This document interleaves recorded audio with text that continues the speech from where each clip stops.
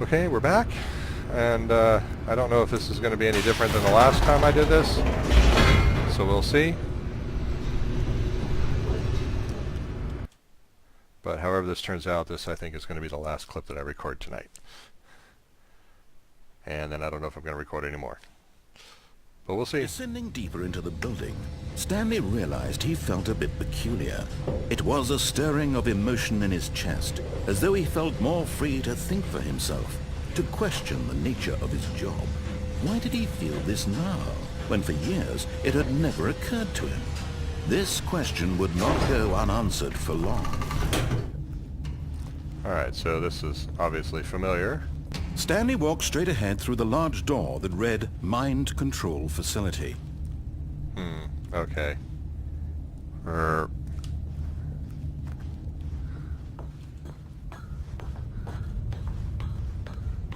Okay, I do know one thing that's going to be different. The lights rose on an enormous room packed with television screens. What horrible secret did this place hold? Stanley thought to himself. Did he have the strength to find out? Well, considering all I have to do is push on a key on my keyboard to find out, yes, I do have the strength. Now the monitors jumped to life, their true nature revealed. Each bore the number of an employee in the building, Stanley's co-workers. The lives of so many individuals reduced to images on a screen, and Stanley, one of them, eternally monitored in this place where freedom meant nothing. Where freedom meant nothing.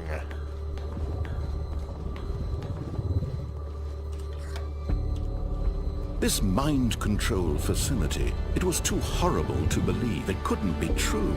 Had Stanley really been under someone's control all this time? Was this the only reason he was happy with his boring job?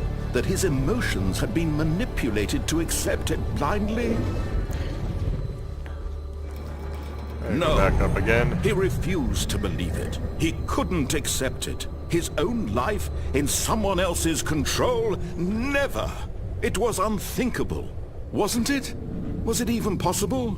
Had he truly spent his entire life utterly blind to the world? But here was the proof, the heart of the operation. Controls labeled with emotions, happy or sad or content. Walking, eating, working, all of it monitored and commanded from this very place. And as the cold reality of his past began to sink in, Stanley decided that this machinery would never again exert its terrible power over another human life. For... Oh, Stanley, you didn't just activate the controls, did you? After they kept you enslaved all these years, you go and you try to take control of the machine for yourself. Is that what you wanted? Control? Yes. Oh, Stanley, I applaud your effort, I really do. But you need to understand, there's only so much that machine can do. You were supposed to let it go, turn the controls off, and leave. If you want to throw my story off track, you're going to have to do much better than that. I'm afraid you don't have nearly the power you think you do. For example, and I believe you'll find this pertinent, Stanley suddenly realized he had just initiated the network's emergency detonation system. In the event that this machine is activated without proper DNA identification, nuclear detonators are set to explode, eliminating the entire complex. I hate when that happens. On until detonation then, let's say 2 minutes. Now this is making things a little more fun, isn't it, Stanley? It's your time to shine. You are the star. It's your story now. Shape it to your heart's desires. Oh, this is much better than what I had in mind. What a shame we have so little time left to enjoy it. Mere moments until the bomb goes off. But what precious moments each one of them is.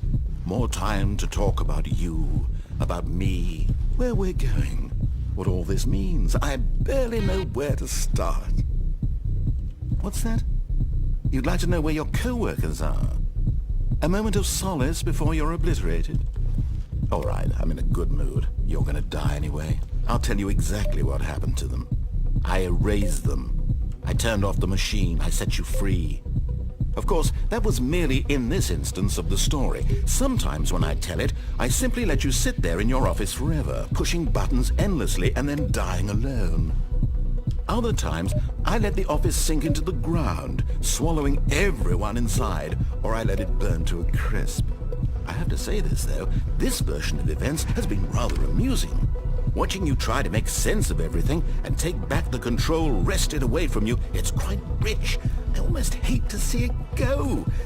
But I'm sure whatever I come up with on the next go-around will be even better.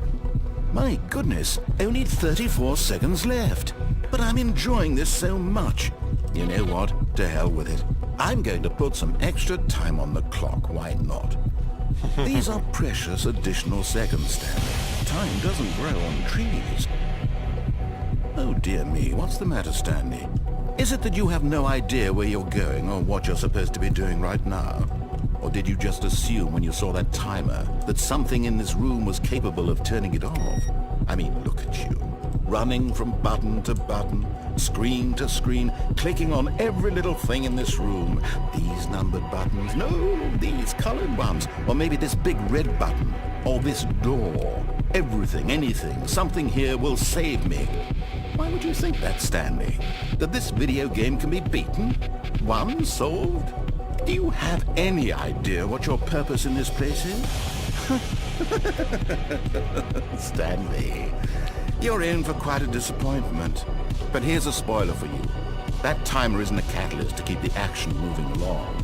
It's just seconds ticking away to your death. You're only still playing instead of watching a cutscene because I want to watch you for every moment that you're powerless, to see you made humble.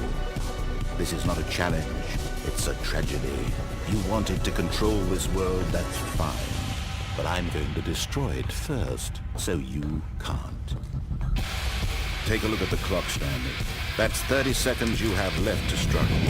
30 seconds until a big boom and then nothing. No ending here, just you being blown to pieces.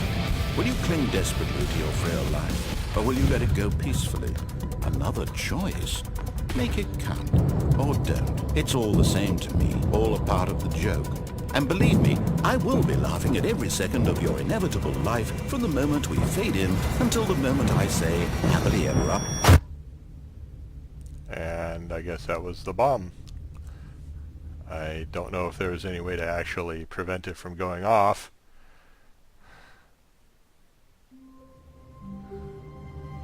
And here I am back in my office. Well, let me wander out here really quick. All of his co-workers were gone. What could it mean? Stanley decided to go to the meeting room. Perhaps he had simply missed a memo.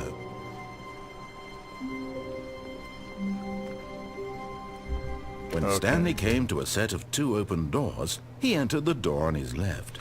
Alright, well, I'm going to cut it off for the night. I'll probably poke around a little bit, see if I can figure out ways to get to other endings and then record those. And we'll see where it goes. Thanks again for watching, and see you around.